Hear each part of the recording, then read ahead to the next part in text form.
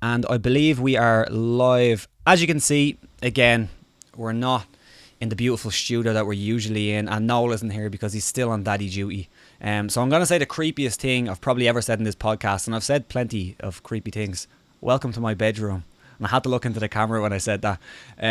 But welcome to my bedroom, the new studio we'll call it for the time being. But I'm joined by, of course, Brendan Dorman, who is probably the best MMA analyst on YouTube. If you haven't checked out his stuff, check it out. And I would recommend checking out his Robert Whittaker breakdown. After this, go subscribe to his channel. It's excellent. So, Brendan, how are you? Excellent. Thank you, brother. Thank you for the plug, too. That was nice. No I also have one on YOUR that people seem to resonate with, so I'll put them out on Twitter as well. But it's always easiest. It's Brendan Dorman MMA is my YouTube channel, and the web address. So they're both there. Yeah, I should have a link here as well. But today we're going to mostly... When we publish this, maybe we'll put one in the description. Yeah. Mostly we're going to talk about UFC 225. Maybe we'll touch on some other things, but we're going to stick to 225. And we're going to start at the top of the card. Before we get into the fight-by-fight, Brendan, overall, thoughts on the card as a whole? Is this probably the best card we've had in a long time? Just best fight card we've had in a long time? Yeah, as far as like... if you weigh all of the fights on a scale, right, like Lady Justice kind of thing, I'd say it's right up. It's right up there. The Brooklyn card was fairly strong, but not as much as this, because even on, like we were just saying before we went on air about like Pettis Benavidez won in 4 at 125. That's on the Fight Pass prelims. It's insane. It's crazy. Rashad Evans is on there. A lot of really good fighters on the preliminary card. So there's that. It's not super top heavy because, again, there's only how many rock stars left? We talked about you remember we were talking about Khabib and him being very close to being that, GSP's a rock star, right? Conor. Sure. Yeah. And then but where everyone are they? else. But where are they? Right. And they're not even around. So it's good, though. This is how you build stars, especially if Whittaker wins again in some triumphant kind of fashion, because Yoel is one of the most terrifying guys of all time, I think. And Whittaker very much represents the opposite of that, the Bushido spirit, if you will, the martial artist, Yeah. Not that Yoel's not that. It's just that Robert, I think, exemplifies it a little more. Yeah, I agree. I think it's probably the best card I've seen in a long time, and it's one that I'm really excited about. And it's always kind of a litmus test when you can say, or when people are arguing, which fights should be on the main card, because there's plenty of fights down the card who you could replace. And of course you could get into the argument of, does CM Punk deserve to be on the main card? No, but we all know why he's on the main cards. There's no secret there. To quote Felicia Snoop Pearson from The Wire, deserve got nothing to do with it. Exactly. It's not about deserve, brother. No. It's really never been, It's all about that. Money. Yeah, of course, and understandably, they got to make up $4 billion somehow. So, I get it. Yeah, I'm not mad at them. So we'll jump straight into the main fight, the rematch: Robert Whittaker versus Yoel Romero. A rematch, a long time in the making. Now it's probably a little bit late. Not that it's still not that interesting, but I mean it probably could have come a little bit earlier. Of course, there was injuries there. But straight away, going into it, is it as simple as Robert Whittaker beat him the first time, so you're going to be siding with Robert Whittaker in this fight? No, absolutely not. Depending on Yoel's ability to adapt and listen to hopefully a good eye. Again, I always play if I was their coach, and I'm not, and I don't know that I'm qualified to be, because I certainly couldn't teach Yoel how to wrestle. That said, I would tell him to wrestle. Yeah. Right? You'd trust him to. Does that make sense? I think it was fatigue, to be honest. The problem with him is he does the lull you to sleep. Rogan talks about this pretty often, and he's right. He lulls you to sleep and then explodes like he's a missile. Mm-hmm. And he's so athletic and agile and all that. If he was to stick to that, the problem is his last fight, it's not like he didn't attempt them. It's just that he didn't complete them. And then in that process is when he got tired. It's almost like he should come out striking, maybe, and use his striking and explosion to set up his takedowns rather than he was predictable with the takedowns, right? So it's like you get to the clinch-ish position, the in-between part, and Whittaker is so fast with his hips, blading them. He uses very similar takedown defense. It's not, he doesn't use like it's not fancy. Yeah. You know, it's not Granby rolls. It's not Missouri rolling. He's not, you know what I mean? He's not doing like catch wrestling sequences. It's 101s, but done perfectly. And it's about timing, you know? So if Yoel comes out in the first round and hits him with a flying knee and puts, you know, like he did, say, Weidman or something like that, am I going to go like, oh my, I mean, I'm going to go, oh my God, because it's going to be, oh my God, but not because of surprise, if that makes sense. Yeah. Now, I got to play a little devil's advocate both ways, right? Whittaker also got hurt like fucking immediately.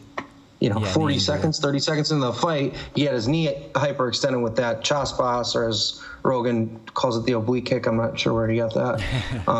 But that's okay. Isn't obliques like in your like sides? No, is that obliques not here? Your oblique muscles, but oblique the word means like angle. Okay, right? I get you. Oblique angle, but there's a name for the kick. That's the problem. Yeah, like yeah. It's called a chaspas. It's like calling a spinning roundhouse kick a spinny whirly kick or something like that. Just fucking make up names for it. Is that a Darce joke? No, that's a Fred Fernandez. You know, like because of course it is. It's a Flintstones joke. It's great. So, you know, you just make shit up all the time. That's why I tell people never to get too caught up in nomenclature. It's just understanding the technique rather than the name of it. Yeah. You know, otherwise you come off a little pretentious. And I'm guilty of that. So Whittaker, on the other hand, won on a bad wheel. And man, the more I watch film on him, I rewatched that fight like 3 times in the last week. And even with that, his closing speed in American football, we talk about it in like a defensive back kind of way, right? A guy catches a ball on offense and defensive back closes the gap quick for either the interception or a tackle. So it's closing speed is what they refer to it as, right? Yeah. Short burst speed. He does that. Oh man, for a 185er, he does it like he's 135. Yeah. The way his fast twitch muscles allow him to, and his hands are just fantastic. He got a little goofy with his feet, but I think it was the bad I think it was his left knee that was a little funky that had a lot to do with that. So I expect to see more varietal striking. And when's the last time we saw Whittaker downgrade from performance to performance? He's another guy in that bubble of ever improving still, I think, you know. Dillashaw, Mighty Mouse forever and ever. You know, there's people that improve fight to fight, and I think he's got to be in that category. It's a bit of a coin flip, man. Honestly, I don't know. I don't know. Yoel could win. I understand Whittaker should be probably the favorite, but yeah. You know, neither would surprise me. Usually, leading into a big fight, you'd have kind of this narrative from a lot of different places, and they all come down to one, and there's usually like the one big pro or con for each guy. And it seems like the big, you know, pro or con, you can kind of answer yourself, for Yoel Romero. And something that you brought up was that Yoel is the guy who takes breaks in the fight. He takes breaks and then he comes forward really quickly and he bursts, and he's not a guy who puts on a lot of pressure, which is kind of strange for a really physically imposing guy, because you'd think that he's really physically imposing, he's going to impose his will on you, but he really doesn't, not really a whole lot. He kind of lays back and then tries to counter and strike in a second's notice. Do you feel in this fight, and based on the last one, that is a disadvantage for Yoel, that type of style coming in here, or is it an advantage for Yoel? Well, it's an advantage for someone who has never shown strong cardio through 5, right? Yeah. If that does that make sense what I'm saying? Yeah. So it's an advantage in the fact that in the 4th round he can take your fucking head off. Bang. Looking tired. I mean, he's done it, right? So even in the Rockhold fight, now again, if I play coach and I'm Whittaker's guy, I'm saying pressure all day. Just angle, and don't let him circle as much.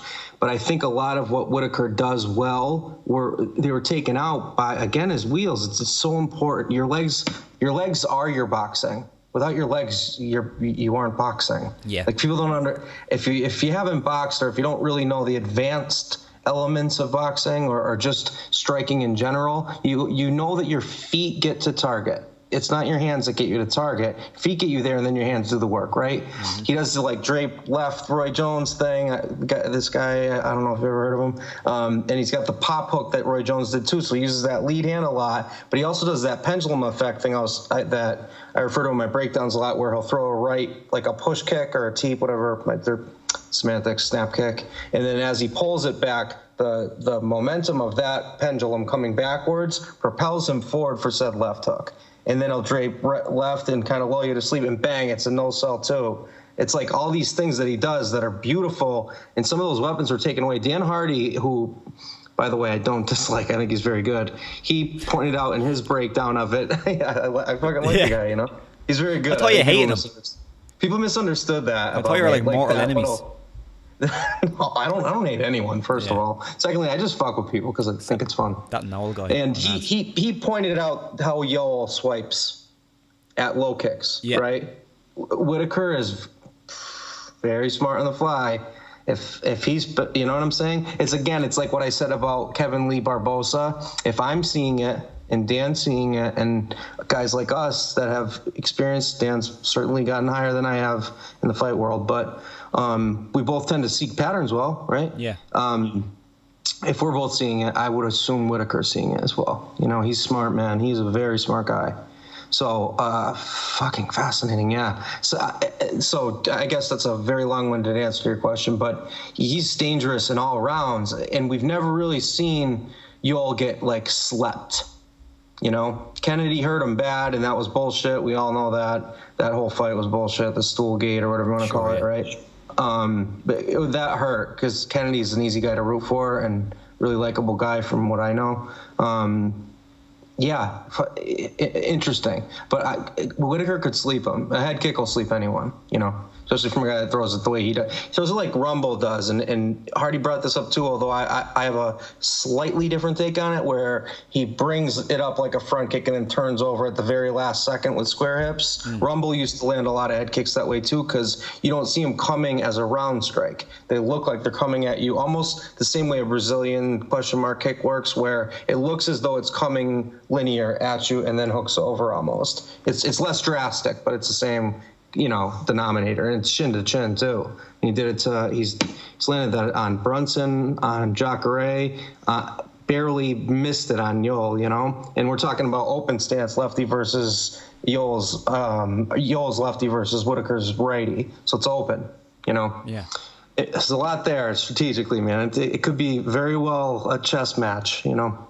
Hopefully it's not a boring one, but yeah, you know, I hope. Yeah, nonetheless. The first one was pretty interesting. Does ring rust for you play into this at all? Because Robert Whittaker, his last fight was Yoel Romero, and that was almost a year ago. So it'll be a year from next month. Does ring rust play a factor? It could, although judging by, it's almost like post USADA maybe. I don't know, like when there was a time, but when's the last time we saw someone show ring rust? Hard, right? I could name you a few times we haven't. A lot of times. That's easy, right? So we can easily cite, and let's just use a bar of 3 years, right? From Dominic Cruz's, you know, saying Kenny Florian don't copy and paste fight, that one, to George St. Pierre. I know, I'm an asshole. I know. To George St. Pierre's fight against Bisping. Now, did GSP show some rust? It looked it, but when you know the whole story, I don't know that it was ring rust as much as it was illness. Sure. Otherwise, he looked fantastic. You know, Dominic looked great after missing X amount of times. Right? There's a lot of that. So I don't think so. Not with a Whittaker. He's too fucking good. He's so good. You know, and he's so smart. I don't think he's going to be like shook, you know? Sure. He's clearly not like afraid to go in there with y'all, which I think some people are beaten by that guy before they actually fight. Yeah. Whittaker notwithstanding. One thing you did bring up was if you are in Yoel Romero's corner, you tell him to look for takedowns. Yes. Something which he doesn't really pursue a whole lot unless they're given, not given to him, but unless they're there for the taking. He's not going to pursue it. But Robert Whittaker, again, if you look at the fight with Romero and just historically throughout his whole career, his takedown defense has been excellent, and a lot of that I think comes down to his footwork. And this is something that we spoke about so many times on the show, about how footwork can play into your takedown defense, because what's your first line of defense in takedown defense is to not let that guy get a hold of you. If you let a guy get a hold of you, you can work on trying not to be taken down from the cage or all this kind of stuff. But if you block the first line of defense, the footwork, if you can stay away from him, that's the first block. So just talk about Robert Whittaker's takedown defense. Is it that he's drilled so much? I suppose you don't really know, but do you look at his takedown defense to be more so a factor of how good his footwork is? Yeah, because usually people with footwork have good timing, like a good sense of cadence or rhythm, or it's like a musical thing almost, right? Sure. Generally speaking. And he's got very fast hips, which again leads to the closing speed thing. These things are all relative or related or symbiotic or what, pick your nomenclature. But yes, the thing is it's not so simple as Yoel needs to take him down. Obviously, it's much more complicated. Like, how I use the Triple H acronym. I try to use things people will remember, right? So you have a head. It's head. I use hooks and hips in no particular order, although in this case I'll use it in a certain order. You have a head, right? If someone sucks at takedowns, it's pretty easy to just control their head, especially on single legs, right? If you can control their head, they're getting nowhere. Now, you don't want their hips too close to yours, right? That's another level of technique. And then your hooks, obviously underhooks, overhooks in that battle, right? That can be your legs too, depending if it's a reap style, like a judo-esque, sambo-esque kind of throw, or if it's a double leg versus simple leg freestyle type, Yoel type takedowns. And he's a freak when he gets a hold of you. If he clasps his hands, the problem is he didn't do much of that. They were like on the fly takedowns that he was kind of telegraphing a tad, right? So if instead of feinting your takedowns to strike, he feints his strikes to takedown, then he's fighting smart. Yeah. Make sense? Makes sense. He's got to reverse things. He's got the power to knock out King Kong. I mean, those flying knees from a guy like that, he doesn't even look human. I mean, he's a specimen. He's Ivan Drago, and somehow pissing clean. So what are you going to say? All the conjecture in the world is not going to change that, right? So there's that. So instead of going about it the way he did last time, or say against Weidman where he was feinting takedowns to strike, and it worked, I don't think that'll work against Whittaker because it didn't work last time. Yeah. I think he's got to instead learn how to throw those. He's been using blitzes his last two fights, trying to, especially against Luke. Rockhold. Yes, thank you. I was going to say that, and I'm like, is that a total brain fart? And he ended up kind of winning with that. That shuffling in overhand left. And overhands tend to let you drag your hip, and we've talked about this more than once. And you've got to do that because then you shell somebody up, you give them heavy feet, and then you can kind of get your hips in, right? If he does things like that, he can get Whittaker down. It's not can he get him down. It's can he keep him down, and can he get to the right position to either clasp hands, or you see what I'm saying? It's how does he get to the in-between stage, but between apart and on the mat. Exactly. How does he get there? That's the interesting battle. That's the chess match. This is something very nerdy that I was thinking about on the bus home, because I started listening to Jack Slack's podcast, and he was talking about... He's great. He's fucking great. He was talking about footwork. And then it got me thinking of something that somebody told me a long time when I first started going to the gym, and not gym as in combat sports, as in just gym, lifting things up and putting stuff down. And it was a former bodybuilder, and I was standing there, me like 67 kilo, really small at the time, doing bicep curls, because that's the first thing you do when you go to the gym. You want to work on your biceps, of course. Everyone does. And he came over and he was not realizing tricep means 3, it's way more important. I know, exactly. But what he said to me basically was, put the bicep curl, put the bar down, and start doing like chest press, and start doing squats. Compound movements. Yep. And then I was thinking about this in terms of footwork and how important footwork is. It's almost like a compound movement for MMA, meaning not only is footwork good for boxing and good for striking. But footwork is good for defending takedowns because you're not there. It's good for getting takedowns. Getting takedowns because you can put yourself in the right position. Yeah. A lot of stuff. So I think the guys that work on this kind of stuff, the kind of compound movements of MMA, getting nerdy right now. I think those are the ones that... fuck out. I love this kind of shit. Yeah. I think that's interesting, and I don't think you're wrong at all. In fact, I think you're right. Compound movements, I think, is going to go over a few people's heads. So to summate, because I think they're going to think deadlifts are heavy and squats are heavy, and it's heavy. It's not about heavy. Yeah. Compound meaning it's reduced. Yeah. I get the way you mean it.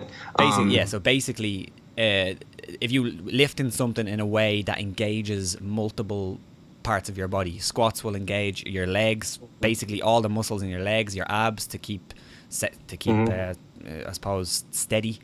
Your back a little bit. Abductor muscles. You have negatives. You have there's a lot going on with those. That's why deadlifts isn't just a lower back thing. In fact, you shouldn't really feel it in your lower back all that much. No, not too much. Or your arms, right? Not too much. No, you're gonna. But or your balls. It's almost like it's a mound of dirt at first, and you build upon that, then eventually you can make it into a fucking pyramid if you're right with it. No one is blessed with footwork. No one. You have to work on it. You have to. Boxers, how many boxers don't jump rope well? And we lost Brendan Dorman. Can you hear me, bud? I can hear you, I just can't see you. Hold on, let's see. He's coming back. Here he is. He's back. Continue. Some boxers don't jump rope well. None of them don't. All of them jump rope fantastically well, right? In other words, that's the movement. Yeah. That's the most compound of the footwork exercises, if you will. Right? There's cone drills and there's other things that help with muscle memory, and I could really nerd out in response to your nerding out. But your point being that if you don't have that fundamental, especially in today's game, at the championship levels, in some way or some shape or form, you look at Rose, you look at Bisping, and they have a common striking coach with a boxing pedigree. You look at TJ Dillashaw when he made a huge leap, Dominic Cruz elusive ways, George St. Pierre's distance control. We're talking about all masters of footwork that are very different. Muhammad Ali doesn't have the best footwork in the history of boxing. He doesn't. It might be the flashiest, Vasily Lomachenko, on the other hand, right? And that's kind of how this whole thing kind of started, right? Talked about him and how by studying him, you can understand that being fleet of foot like that is such a weapon. It's just such a fucking weapon. That's a really good point. I gotta give it a little more thought to complete it, but I agree. It's really good. I look like a weirdo on the bus, like just smiling to myself, like that's weird. A couple of people in the chat, and we'll stick on this fight for a couple more minutes and then we can move on. But a couple of people in the chat, On Air with Mike and Adam, excellent YouTube channel, check them out, and also MMA on Point, another excellent YouTube channel. They come on our show. I like those guys. Yeah, really good stuff. I know both of them. Yeah, MMA on Point said that what are you guys most excited for on this card? We can jump into that really quick. What's the most exciting fight on the card, or most intriguing fight on the card? The main event to me, because I don't think here's the thing. I'm very interested in RDA Colby because there's a stylistic thing. We have no idea what to expect there, and the unpredictability of that fight, I think, is fascinating. Yeah, if that makes sense, right? Because RDA had that performance against Lawler was like, whoa, like holy shit! I did not expect that, and Colby's resume is just not there. I mean, I watched his non-Damian Maia fights, and I'm like, man, like I'll gladly stand with you. You know what I mean? Like his stand-up's not. He lands, but he gets hit. Damian Maia landed a lot, and he's a southpaw with maybe 40% of RDA's speed. So that's interesting for different reasons. With Yoel versus Whittaker, it's interesting because we've seen it once, and it was close. People argue that Yoel won the first two, and then Whittaker dug deep and won 3 in a row to win 3, 4, 5. And I think I agree with that. Sure. We're talking about the freakiest freak in the game, right? Versus the most Bushido spirit. Like when Bisping and GSP fought, he was the one standing up clapping with this fanboy enthusiasm of holy shit, and he's elbowing whatever girl is next to him or whatever. Could be his wife, I don't know. But he has that. He's a martial artist, man. How do you not like that guy? Yeah. And I don't dislike, I don't really dislike anyone, but I don't dislike Yoel. It's not a rooting thing as much as it is like you have opposing forces in the MMA world kind of going at it, right? The elite wrestler who's always supposed to be the most pedigreed of the MMA upstarts, right? Yeah. Against the guy that started in fucking Hapkido. Like, you don't hear about Hapkido a whole lot. No, it's fascinating. It really is. That fight intrigues me. The ring rust is part of it, although that's not at the top of the list of the whys. I could see it. I could see this one ending in a finish too. I think it's who adjusts better and differently, and who's coached better, and or who listens to their coaches more. Whittaker seems to have very close relationships with his coaches, and I don't know Yoel. I don't know that he has that same thing. If that makes sense, Yeah, we'll get back to the questions as well on the chat because there's a few good ones there. And lads, just keep talking and invite everyone to the chat. Invite your mother, your father, everyone, your cousins, your friends. If you know one girl, so we can have our first girl ever watch our podcast. We've had one before. One, yeah. Wow. There's one girl that on Twitter interacts with us. Yeah. I think her name's Naomi. She's always got great. She's smart. I think she might train because she knows a lot. Yeah. Blonde girl. She's younger, probably your age. Better than me anyway. And she's a blonde from I think she's from Australia. She's awesome. She interacts. Might be the only one.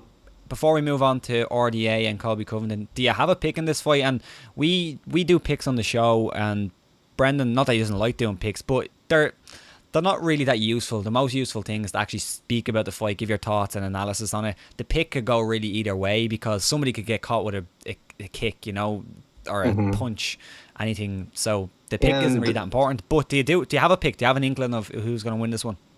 What I touched on already, it's I gave the routes. Yeah. If Whittaker's on good legs, can avoid the big, obviously the bombs. Yoel's powers, it obviously terrifying. I mean, I'm not saying anything that day one watcher doesn't observe, right? He's terrifying. But if he can just pepper, and then catch him, then it's Whittaker's fight. And distance control is going to be everything for him. Everything. And loosening up and getting tricky. That's when he's at his best. When you can see him, he starts zoning, and he's baiting, trusting his left hand draped, and doing a lean, to pull counter like Floyd. He's doing that kind of thing. He's on, We see that guy, he can do well. And if Yoel, like I said, reverses the order of priority, right? And feints strikes to then set up takedowns, then he can certainly win. Because you saw him with Machida. He played with him for 2 rounds, whatever. And at the end of the third, he goes, I'll do a fucking high arching, I forget what takedown he used exactly, but he used that brilliant Olympic level arch where his back's like this, throws him on the ground, elbows his face into the mat, bye, done. It's over. Yeah. Right? Who knows, man? The other reason I don't do picks is if I might have rooting interest and I'll tell you, and then I'll pick that person to win, or I might know both coaches, and I don't like doing that game, I don't want to show favoritism, but I do. So, it'll come, I don't favor either. I think it's anyone's fight. I'll know in the first round. I always say that. Yeah. Let me see him move around. Yeah, I completely agree. I think I'm going with Robert Whittaker. The first fight was incredibly close, and it's not based on that. It's just based on, I think, Romero, somebody said it in the chat as well, will Father Time finally catch up on him? I don't think it's this fight, and I don't think we're going to see too much of that, but I do think, he'll slow down a little bit over time. And Robert Whittaker's just getting better and better. Ring rust, I don't think is going to be a thing, as you said. When's the last time we've really seen ring rust be a huge problem for anyone? He's never been in the USADA suspicious bracket. I don't think so. No, there's nothing there. Which those guys tend to have the better cardio too. Notice that's not an accident. Aiden you know. Mac wrote in, not a chat, in a comment. I didn't even know that was possible. I didn't think you could write a comment while the live chat was on, but apparently Aiden you Mac can. knows his way around He does. YouTube. He's a long time Very viewer. He smart. said dorm buddies, pun intended. That is a dad joke I can get behind. Dorm buddies. Dorm buddies, does that mean As something? in dorm. Like dorm buddies as in, I think because we're at home, you know, dorms, and then your name is you Dorman. look like you're in a dorm. Oh, yeah, we both do. Yeah, we all look like we're at dorm, yeah. Dorm. I got it. Yeah, Got like it. Sorry, Aiden. Dad jokes. Love that, dude. The co-main event of the evening is a man that I think everybody loves, Colby Covington, taking on Rafael dos Anjos for the interim welterweight title of the world. Apparently, this was supposed to be Conor McGregor's fight. We can get into that a little bit. But the fight itself, what you think? Okay. Colby has incredible takedowns. Yeah. Takedowns. He hasn't shown me an incredible top game, though. Right? And RDA, and I had a little back and forth today that was completely productive. And someone who was like an egg on Twitter had a really, really good little couple things to say. But my original point was Khabib's the only one, and albeit 15 pounds lighter, but that's kind of won the grappling exchanges significantly against RDA that I can think of. I don't think anyone else really has, right? Cole and RDA is certainly won grappling exchanges. When he got like Diaz down, who's a black belt, he's shown signs of that. He's been clipped by Alvarez. Khabib just did what he does to fucking everyone. Like that Hirai Goshi from wrist control. I mean, that's one of the most beautiful takedowns I've ever seen. Yeah. I don't think Colby's capable of that. I don't. He has more power in his hands than it seems because his punches are a little labored. They're not straight. He's willing to throw, though. He is willing to throw punches. Yeah, it's a bad idea. Detrimental. It's a real bad idea in this fight. Yeah. You got a linear striker against a winger. Yeah.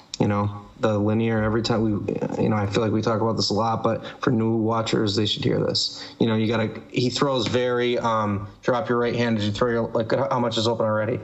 You know what I mean? You can't.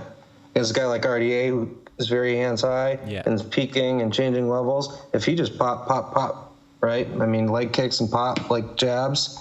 But if Colby gets him down, he could do some serious damage. They have, if you look at their statistics side by side, like their wins by this, wins by that, height, reach, everything's like virtually identical, right? As he used to say, Goldberg. Virtually identical.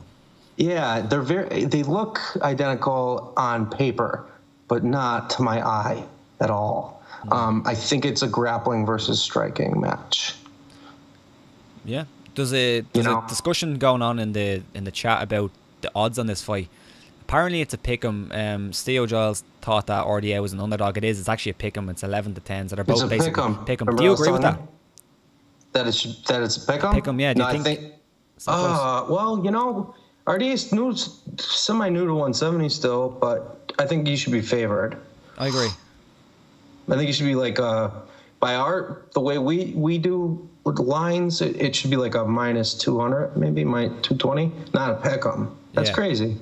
But I get it too. I don't know how Colby got where he is though in the ranker. I don't get it. Really? I'm not saying he's done it well, but I'm just saying he is. No, I know you're not. I know you don't. We've certainly discussed this off air and on. It's just skill wise though. Like, what are you seeing? What are you seeing that I'm not? I know how to watch fights. Yeah. You know what I'm looking. If I'm, who knows though, man? He's a great athlete. He could come out and strike well. Like he maybe tightened up a lot. It happens. We saw it with Dillashaw, right? Yeah. I just brought up. I mean, I don't know of a Dwayne Ludwig in his corner, but ATT is not devoid of coaches. Yeah. They have great coaches, Yeah, and I think so Rafael dos Anjos, since he made the move up, I think he's looked great. He certainly can be undersized looking. I don't think he's going to be undersized against Colby, although Colby's a little taller. Yeah, he'd be a little bit taller. So, but maybe the height disadvantage would be good for takedowns, as in the lower center of gravity. Always that kind of hip stuff. Level. It's always hip level. Exactly, yeah. So that could be an interesting one. But I just think that you're right on the striker versus grappler. Even though RDA is a grappler, he has had trouble with guys who can get him down, hold him down, and hurt him down there. But I'm not sure if Colby's that kind of guy who will will hold him down and do enough damage to really discourage Dos Anjos from wanting to get up, or at least work from his back. Right. You know? I think RDA could even submit him off his back. I think he could too. Yeah, he hasn't done that, but he could. He got Khabib in a deep head and arm, but it's Khabib. It's Khabib, yeah. He doesn't. No one's seen him tap. Wrestled bears. Including everyone. Yeah. No one's seen. Never. No one can I saw him tap once at Gym X. That sounds like some old Hickson shit. Yeah. It's real. Like everyone I talk to. Yeah. That's what I hear. So that doesn't count. But he'll try to submit you off his back or sweep you. He's a black belt. He's a fucking black belt. And with Colby though, the takedowns are different. They're freestyle. They're not. He does like beautiful knee picks where like George used to do these. Well, I did it against Hughes twice in their third fight, where from kind of a clinch position, although Colby will do it from a distance, kind of Eric Paulson, like judo would call it a running throw, those type knee picks, where you go high with one arm, where you kind of push up and you kind of twist a little bit and you pick the knee low to take down. Frankie Edgar does it quite a bit. He hit that on somebody. Who did he fight before? Whoever he fought before Maya, he hit that beautifully. Maybe once or twice. And his takedown defense, by the way, is really good. Yeah. Covington. Yeah. Grappling wise, it's just it's the control part. It's the thing Khabib and Kevin Lee lately do, or George in his prime did so well, is when they get you down. It's not, people don't tend to pop back up if your name's not Michael Bisping. You know what I mean? So even if he gets him down, then what? I don't see him doing the Lesnar Mir UFC 100. I don't see a Khabib style leg weaving, masterpiece. He could do it. I just haven't seen evidence of him doing that yet. Yeah. So how do you make that prediction? That's the big one. Yeah, it's the big problem. Yeah. Where, with limited footage, when a guy kind of gets pushed into this huge fight straight away, you're not really sure what's going to happen. But I suppose that's what's interesting about it as well, because we're going to find out so much. Steo Giles in the chat said, do you think that RDA's leg kicks will be a factor? If he's smart, yeah, absolutely. It depends on how he approaches it though, because it's open stance, changes everything. He doesn't throw him with his right leg as well. He throws him very well with his left leg, his rear leg, Yeah. And against an orthodox fighter from South, like the reason they were so effective against Diaz, for example, is Diaz is also, it's closed stance, both southpaw, and he's very heavy on that leg, and that's more a boxer thing than a wrestler thing. Again, we could go into footwork and why, but that's moot. I think we covered it. They could be, if he throws like inside. He also has been showing those calf kicks, which have become like, whatever the latest thing, calf kicks, lower than low, those ankle kicks almost. Someone's gonna. I'll tell you off air. They can be defended. It's just people haven't really figured it out yet. It's not new. It's just new now. But if he does those and he aims for that lead leg, sure. But the problem is you're talking about a wrestler who likes to shoot from far away. So is the lead leg the one you want to, That's why he's also, he'll do the long range Dutchie too. Yeah. Like RDA will throw a body shot hook from distance, angle out, and hit a leg kick. Yeah. Like he did that against Benson Henderson. Like he mixes up his leg kick, so he could still get to the rear leg with his left leg, if that makes sense. Yeah, if he angles that correctly. kind of loop around one. Yeah, that's what MMA on Point in the chat said. Leg kicks on a wrestler, which is it can be a bad thing to do, but if you do set them up with your hands, and RDA is good at setting them up with his hands, his striking has improved quite a bit. Yeah, you have to get them to show first. You don't throw them blind. Exactly. Yeah, never. They're right. It's just, as an addendum, let me clarify.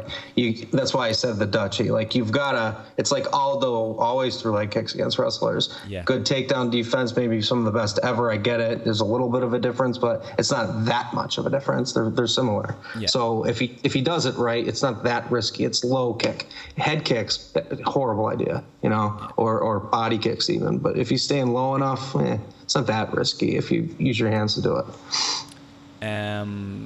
Colby Covington, just a quick thoughts, and if you want to give your opinion in the chat, because it's kind of funny. I'm not sure. Colby Covington, do you feel there's an old wrestling slang or saying or whatever it's called? I'm not sure. I was a big wrestling fan back in the day, and there was a thing called X-Pac heat. Have you heard of that phrase? X-Pac Heat? Yeah, NWO. Yeah, so X-Pac Heat is basically... was 1, 2, 3 Kid. Yeah, so that guy, apparently, the phrase is that he wasn't hated and people wanted to see him lose and people wanted to tune in. He was hated because people didn't like him, they didn't want to watch him, and they just had no interest in him. Which is Colby Covington X-Pac Heat, or is he... Yes. Yeah? Yeah, I'm very familiar with what that means. And yes. Yeah, they're just booing because they're like, I think if it's me, like, right? If it's me, I would never boo. But, you know, if I had a negative thought and it was heat, right? Him as a heel is just not working for me. You know, I explained that before. It's just not witty. It's not. We're Irish, man. That's what we do. We talk shit. Yeah. So we set the bar fucking high on talking. We're Irish. That's what we do. We talk a lot. If people heard our conversations out there, they'd be like, Jesus, guys. Right? By the way, it's not because it's not PC or offensive. It's just we're crazy. We say ridiculous shit. Exactly. It can be offensive. I went to see Bill Burr on Thursday. No, today is Thursday. So it would have been Tuesday. Went to see Bill Burr. And if you ever seen Bill Burr, you know it's going to be offensive. It's going to happen. Well, we're getting... Me and my buddy just got tickets. He's coming around here. Man, one of the best sets. It's gonna be amazing. One of the best sets I've ever seen. But he was doing this joke, but basically it was about 9/11. I'm not going to give it away, but when he mentioned 9/11, there was a portion of the crowd that cheered.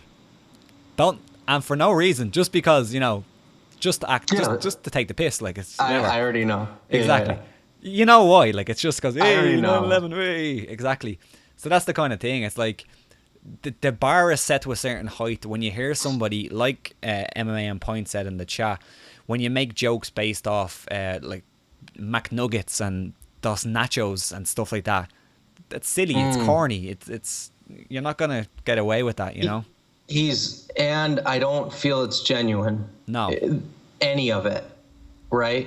I feel Conor believes what he says usually, almost always. Right? I agree. Yeah, I think he believes it. 90%. I think Michael Bisping is like playful. I think Chael was a fucking genius because it was hilarious and he could do it on the spot. Chael could be a stand-up comic. Like I know there's some guy that shares a name with me that tries that. I can't imagine how that's funny. But Chael, on the other hand, you ever remember his Q&As, dude? Oh, he would savage those fucks out there. Yeah. He'd kill them. Some guy said like real talk over. He kept saying real talk. Chael's like real talk. He just decimated the mother. I felt bad almost. It was like, oh God, poor guy. Chael's a master at it, right? So if he took his cues from the right guys, but it's like he is, but not executing. That Tyquil, right? For instance, he says like Tyquil, like what are your fights? These Yair Rodriguez Zabit type? Yeah. No, you're not. You're what? Yeah. You can't just use someone else's, you know, nickname and run with it and then call someone your age junior and tell them to sit down while you're sitting. It's silly. It doesn't work. Yeah, it's silly. awful. You know, who the fuck is that guy? Yeah. He knows who he is, but it was fucking genius. It's genuine, yeah. It was savage, man. And whatever. I love Stevens. It's not about that. It was just savage. It was perfect. It was funny. You know? And Colby doesn't get that reaction from the crowd. He gets X-Pac heat. 100%. That's perfect. Yeah. Yeah. People are booing him like, get the fuck out of here. Not booing him like, Khabib when he had the shirt that said, if jiu-jitsu was easy, it'd be called, whatever, if Sambo was easy, it'd be called jiu-jitsu. In Brazil. Yeah. I mean, if you know Khabib, especially now that he speaks English better, he's just fucking around. Exactly. The same with Bisping. Like, he's just fucking around. It's not, there's different levels of it. Colby's going to smack Rogan. It's easy, man. Jesus. What are you doing? And now he rescinded that today. Rescinded it, yeah. Yeah. Goofy. Yeah, it's goofy. Do you have X-Pac? Yeah, X-Pac. Do you have a pick in this one at all? I'm siding with Dos Anjos personally. I think that Colby Covington maybe give him another year to develop his striking a little bit more. I just don't know if his striking is there where he can get enough offense to get enough takedowns to really worry Dos Anjos. I just think Dos Anjos at this weight has looked really good. That last fight with Damian Maia wasn't that impressive, although beating Damian Maia is impressive in itself. You can't take that away from him. But I just think that Dos Anjos has been better. Yeah. Right. Followed a blueprint, nonetheless. And it wasn't 5 rounds of it either. First 5-round fight for Colby that I'm aware of. Yeah. Not the first for RDA at all. And he's never had cardio issues. I think he can, if he starts catching him, he's going to put a pace on him and just light him up like a fucking Christmas tree. I remember him against like Benson Henderson. Savage. Yeah, that was Magny pretty recently. Yeah, the Benson Henderson was like almost a breakout. No one was really expecting that at the time. And that put him on like the map. And then he was the first guy to do to Pettis what he did to Pettis. I mean, other guys have since, but at the time, no one beasted him. Because at the time, I was like, Khabib Pettis, how interesting is that fight? Right now, I don't look at it that way, and I love Pettis. Yeah, it's not about that. Duke's a friend, fascinating. You know what? I don't want Dos Anjos to win by submission. Okay. Because I don't want that fallout. Okay. I want him. If he wins, I want him to win by TKO. Nice. Because if he wins by, it's just in that. You're just giving that motherfucker. I shouldn't call. He's not a motherfucker. He's trying. He's just trying. I don't hate Colby Covington. So I don't want to say, he's a fucking. He's not a bad dude. I just don't want to hear the bullshit after, man. It's like, no. So if he gets clipped, what are you gonna say? You get knocked the fuck up. Can't say much after you get knocked out. Yeah. MMA on Point made a point, if you can say that. Kind of similar to what we were saying, where they said that, agreed, you can see through Colby's act. Colby also doesn't know when to stop. He's a heel to everyone, including fans. Means if he loses, the gamble is much bigger because he's not creating fans, which I agree with. The difference between when Conor lost and when, say, Chael lost is that Conor, it seemed genuine and Chael was genuine, and when Chael said he was going to beat you, he said what he was going to do. He said that he was going to go in, take you down, and he's never kind of said he's the best striker in the division or anything like that. Oh, I think we lost Brendan Dorman. He froze. We'll get him back in 1 second. We'll try fill some airtime. But yeah, MMA on Point, I completely agree. I think a loss for Colby Covington at this point, the way he's kind of built himself up, would be way worse than someone else who's been really outspoken, like a Conor McGregor or a Chael Sonnen or someone like that. We'll try to get Brendan Dorman back.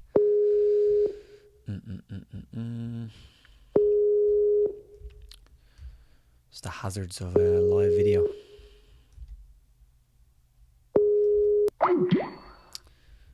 So he doesn't seem to be there.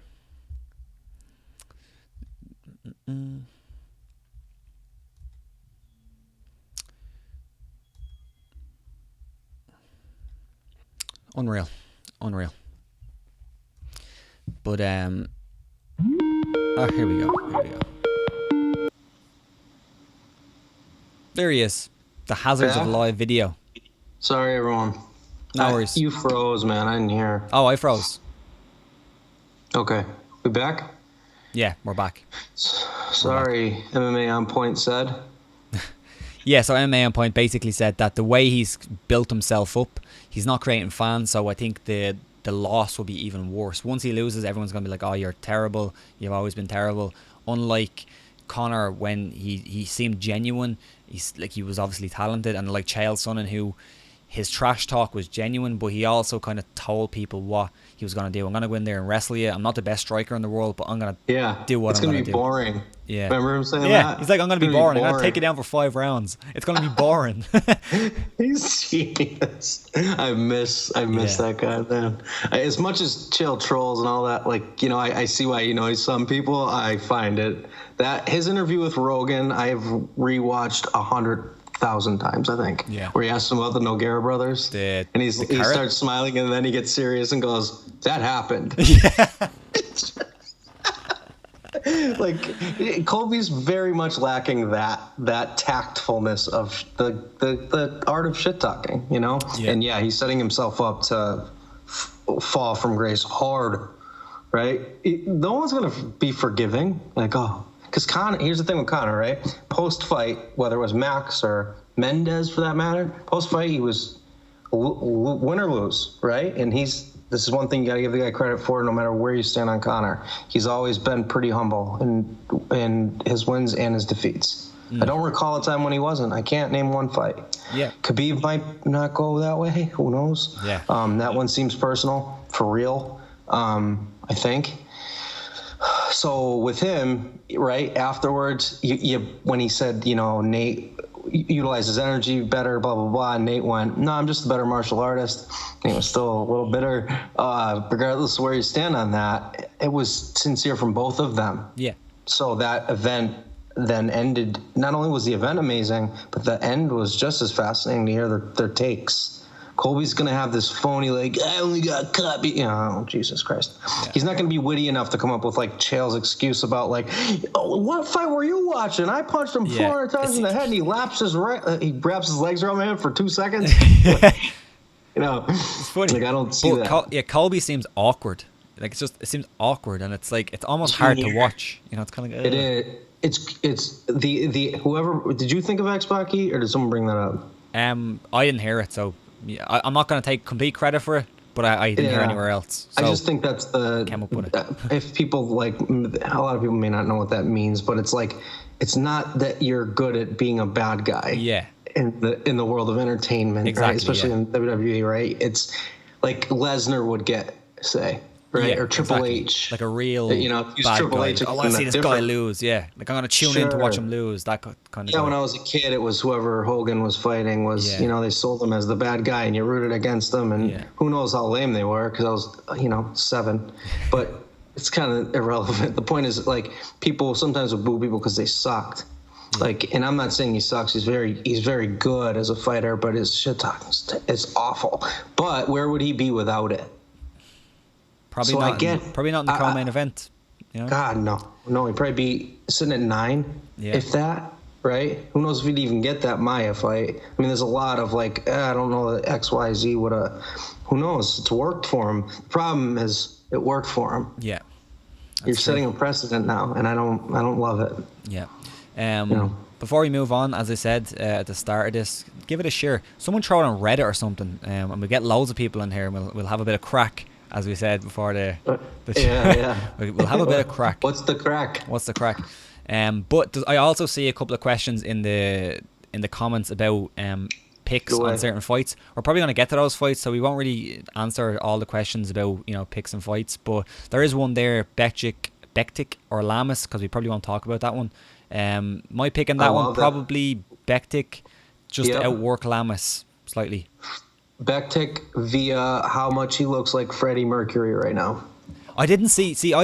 Someone said Charles Bronson or Lamas, and I didn't get it because I haven't seen. I guess he has a mustache. Freddie Mercury minus the teeth. Really? Savage mustache. It's amazing. Late Freddie, Yeah. Like Freddie, at the end wearing the white tight suit. And, Freddie Mercury is the man. I love Freddie. I'm not disparaging. I love Merced and I love Freddie Mercury. So this isn't disparaging. I hope the mustache. I hope someone came in at that time and someone said and heard you say, I love Merced and I love Freddie Mercury. Just that part of the conversation. People are like, what the fuck are they talking about? I thought this was about the UFC coming out. Yeah. I just saw the stare downs today and I saw that and I'm like, who's that? Oh yeah. I'll check it out. That's a great fight, but I'll take him over Lamas. I think he's gonna win. Lamas just got clipped too. Yeah. I think that chin's starting to go a little. Next fight of the evening would be Holm versus the debuting Megan Anderson. I need to ask you this: is it what's with Megan? Is that an American thing or is that like a? I was going to ask you if it's. I've never heard that name ever. No, we say Megan where I'm from. Megan. Maybe because I'm around a lot of Irish Americans. I don't know. I don't know. Megan, I've never heard Megan before. Megan sounds ridiculous. Sounds silly. Does she say it, Megan? Yeah, that's her name. She does. Yeah. Well, then we got to kind of say it how she does. Do we though? It's like Randy Couture versus Kuchar. Some people that same, right? Some people say Kuchar with that same spelling. It's like you almost have to say it the way they say it. Does that make sense? Yeah, I get that. Yeah, but it's just. I don't know that I'm gonna, but like you should. Who gives a shit? Yeah. Whatever. I don't. I say Megan. Okay, I'm gonna say Megan Anderson. I'm sorry if you're offended by that. A lot of people call me Robert Pallin when it's Pallin, but fuck it. If you want to say Palin, just don't compare me to Sarah Palin. Yeah, exactly. Your aunt Sarah. Yeah, Sarah Palin. Nailing Palin.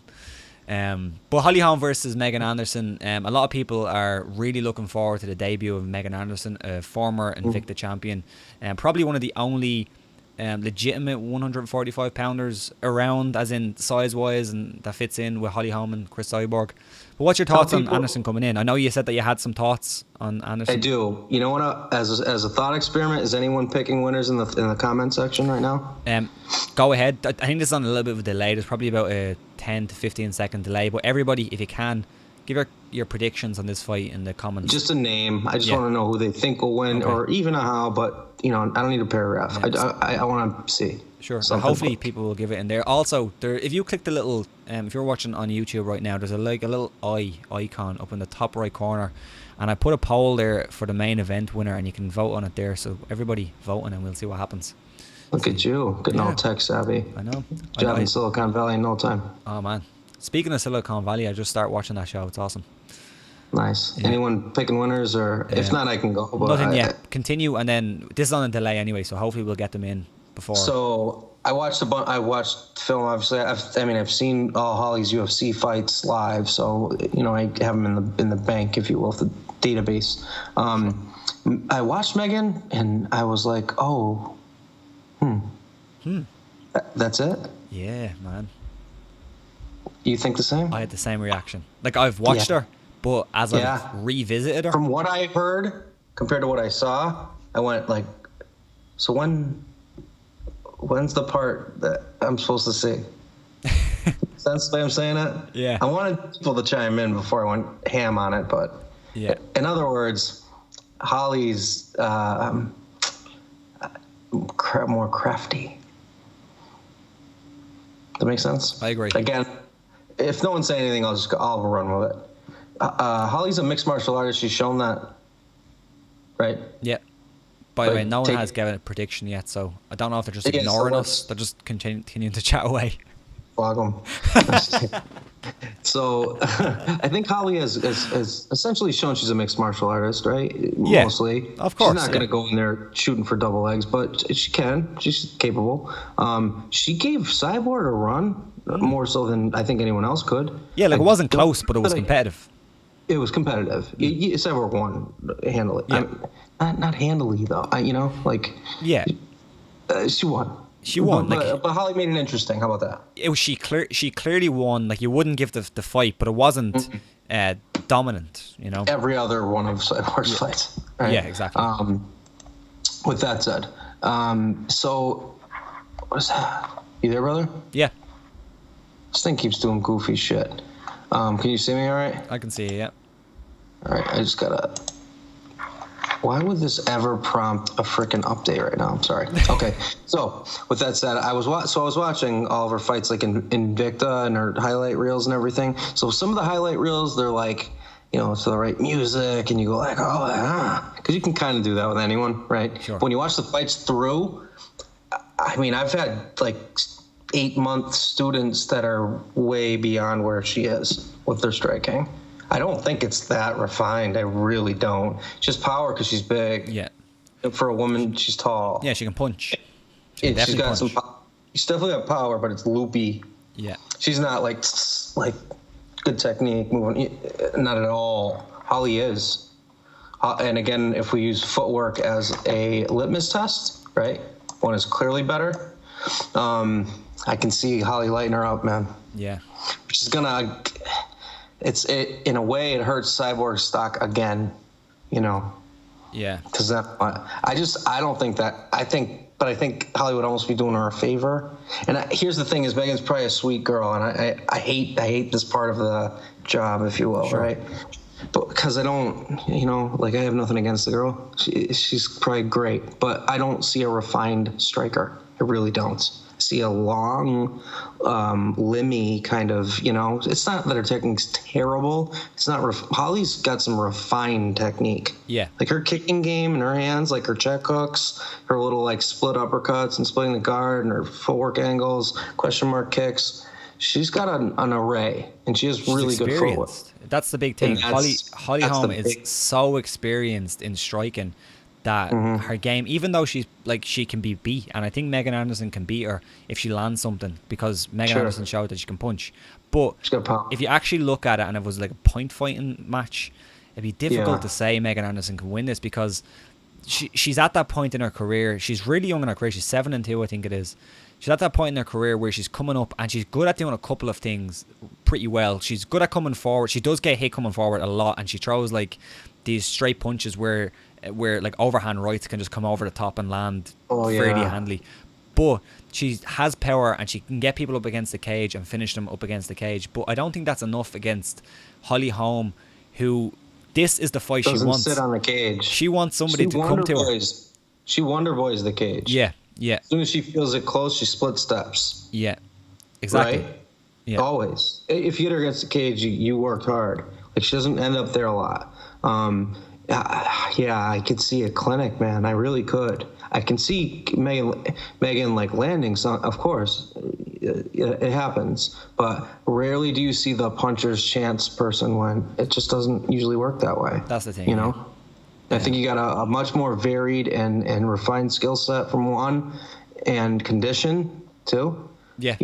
Ollie's very, very well conditioned. Like, geez, and her camp, keep going. I mean, start stacking all this up, it mounts. Jackson Wink, they're master strategists, if anything. Yeah. That's what they do well, you know?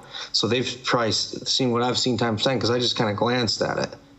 It's not like the Volkan situation where I'm diving deep. Like, I'm just kind of glancing, if that makes sense. You know, there's some very open things she does. Her chin is never moving, like, really, that I've seen. She's one of those, like, when she hits pads, she looks good. And then when she's fighting, she almost looks like she doesn't like fighting. If that makes any sense. Yeah. You know what I'm saying? Yeah. Sometimes people can get away with not the most perfectly lanced strikes, right? Perfect form always, if they're aggressive and right, and they don't mind taking one to give one. Yeah. She's not like the Liddell in his prime, let's say, or Vanderlei, or what. There's a million, but she's not that either. Yeah. So what then? So then what? Right? I just feel like Holly's seen everything she can do. I could be wrong, of course. It wouldn't be the first time. No, I completely agree. But yeah, I think, of course, it can happen. And like, it's been how long since she's fought? You know, she could come back now and she could have improved a lot. But I just don't see, based on what we've seen, she got hurt by pretty much everybody. Or she at least got hit pretty hard from most of the girls she's fought and got a little bit wobbly leg. Like Charmaine Tweet, that fight, she got hurt in that fight a little bit. That's the last one I just watched, because I tried to do some order. Invicta, like 22 or whatever. Yeah. Yeah, that girl was like, I thought she was winning at first, like, for sure. And that, neither of them looked like Lomachenko, let's say, right? Yeah. It wasn't like, whoa, look at this technique. I've seen those moments from Holly. I've just not, you know, you can't base it on emotions. You got to base it on what evidence do you have. Yeah. And that could change that night. But when I was looking down, I was looking at the line on the fight. It's minus 230, which means for every 100 you put up on Holly, or every 230 you put up, you'd have to put up 230 to win 100 on Holly. So she's a favorite, but not insane favorite. Yeah, I'm definitely siding with Holly Holm. Dylan Ryan said that the name is pronounced Megan. It's the Australian way of saying it, apparently. Okay. Yeah. All right. It's an Irish name, though. Is it? Yeah. Wow. As far as I know. Maybe my name's not. I don't know. Fuck. Pallin is a good Irish name. I think St. Brendan kind of closes that book, but who knows? Anyway. Another question just regarding this fight and regarding the main event as well. Do you think Australian MMA is having a breakthrough? 3 Aussies on the card. You bet. And one of them's a title holder. Yeah. I love that motherfucker. Love that nickname too. That nickname it rolls off the tongue, man. It's catchy. Yeah. He's fascinating. He's a new breed guy. Yeah. Yeah. So yeah, absolutely. Which is good. More the merrier, man. Bring him in. One more question before we move on to the next fight. How do you think? How do you guys think Whittaker would have fought Rockhold had he won the interim belt? Okay. Same. Striking. Yeah, he's very good with open stance striking. Yeah. One of the best in the game, honestly. He's very good. He doesn't even switch stances. It's not that. Because like a Dillashaw is a nightmare in that regard that you don't know. right? Or Dominic Cruz, right? In a different way, but they're not really standing. They're not too married to a stance, right? Rockhold's pretty married to southpaw. Whittaker's pretty well married to orthodox, but we've seen righties get the better of Rockhold striking a few times, right? Yeah. So with that said, and a guy like Whittaker, who again has that closing speed that's like, and he's 3 punches are thrown from 10 feet away when he started. The way he closes like that, and his right hand, like I think he'd try to keep it standing because Luke's grappling is so just amazing. If it hits the ground, forget it. Good luck. Because he spent all that time. It's either Khabib, DC, Kane. I mean, Jesus Christ, guys, he's had to fend off on the ground. So he's a magical grappler when it hits the ground. I'd love to see Luke Rockhold really work on his wrestling. His wrestling's fairly good, but again, he's another guy who he won't really pursue the ground game unless it comes to him, you know? Which is odd because he's so good on the ground. Yeah. He is a good striker, but I just feel if he applied his wrestling and his grappling a lot more, I think he'd be even way more successful than he is now. Mm-hmm. Yeah, absolutely. And he doesn't have to pull guard. It's like... No. What I think sometimes with people is they're under this impression that the only way you can get people down is by learning how to wrestle. There's judo, guys. There's other ways. There's trips. There's ways to get people down. I'm not saying he's a pull guard guy because I don't think once you hit like 185, I think you're beyond pulling guard. Almost, not literally, but like it's just you're talking too big of guys. It's hard, right? There's jumping guard. There's all these. There's ways, but learn other ways. Just learn other takedowns because like shooting in for singles and doubles, unless you're Yoel or George or someone that does it with the right timing and everything, or a ton of experience, etc. It's very hard to learn that late in life, or even not even in your 20s. Like my takedown style isn't a wrestling-based takedown style because I didn't wrestle in high school. You know, I like it's more judo based or sambo, name it. It's fulcrum points and trips and weight distribution. It's not shooting. It's not that I don't know how to shoot a single and a double. I do. I wouldn't use them if I didn't have to. Yeah. You know, I'd rather a different way. I prefer to stand and strike. You know, I think that would favor Bobby Nux, but it would have been interesting as shit for sure. I would have liked to see it. Doug Dale said, would he find it harder to outfight against the size of Rockhold? Would the size be a huge disadvantage for Robert Whittaker? He hasn't really run into that problem yet, Whittaker. It hasn't seemed to be a huge problem, the size difference. Yeah, the distance management, in other words. Because Luke's like 6'3" and he's 6 feet even. No, because he's a gap closer and a gap creator. He moves backward with the same ferocity that he moves forward.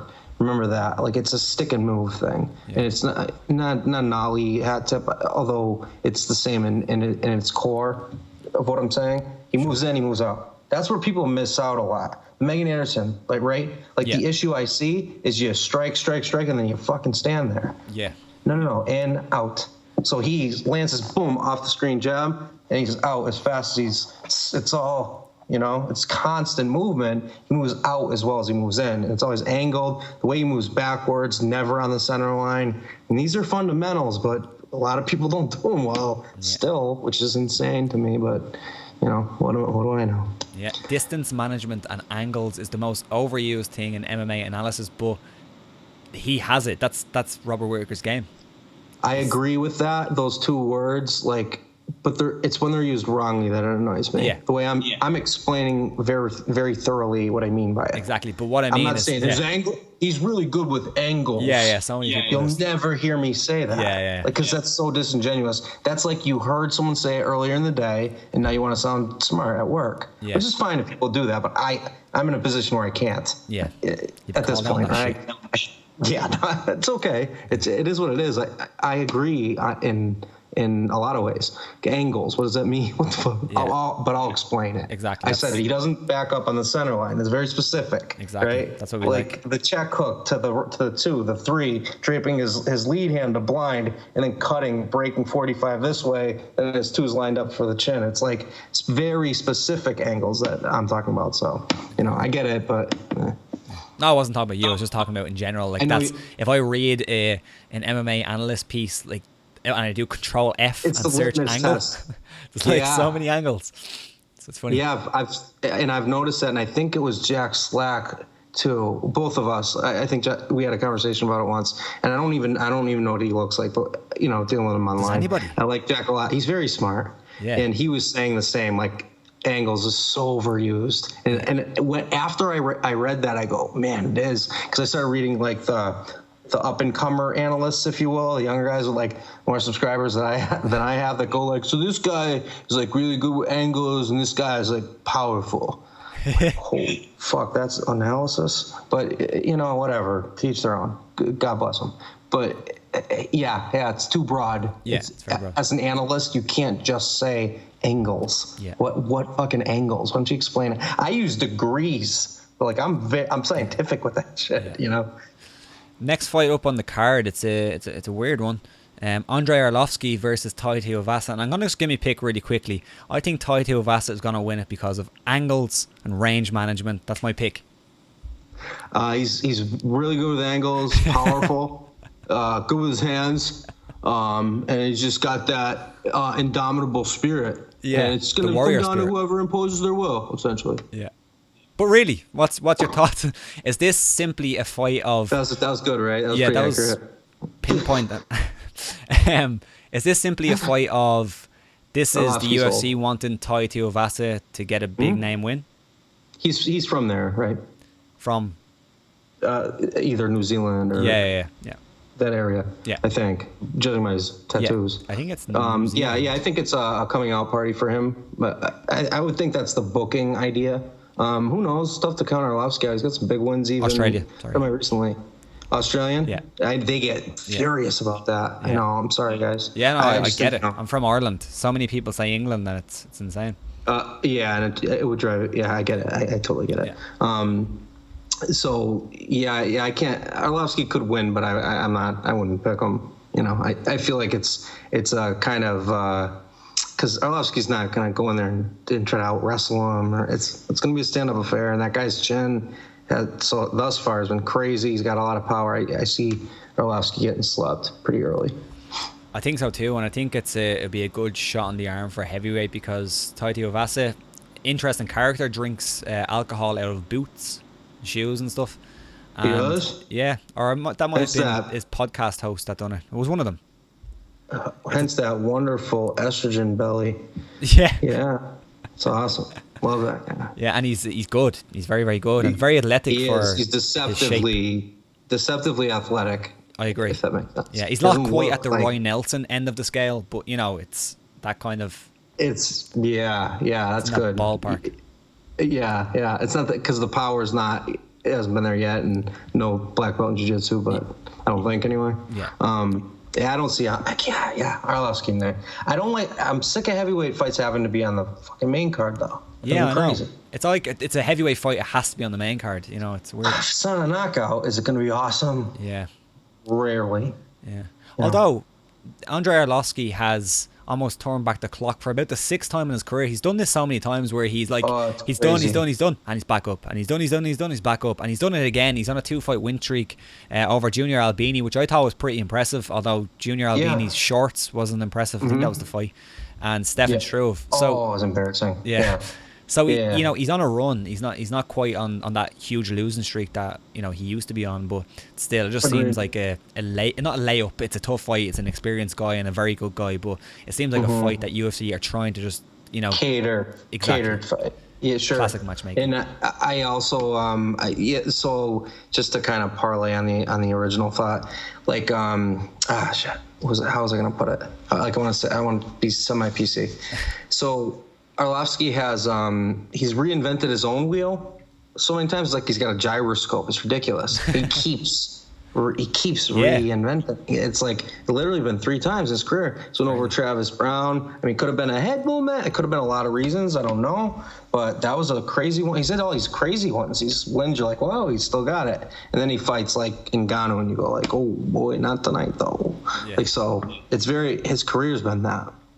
So going back to his Sylvia fights, Yeah. So. In that one, I'm gonna pick Tai Tuivasa for anyone. Me too. Yeah, me too. I have no affiliation there. Yeah.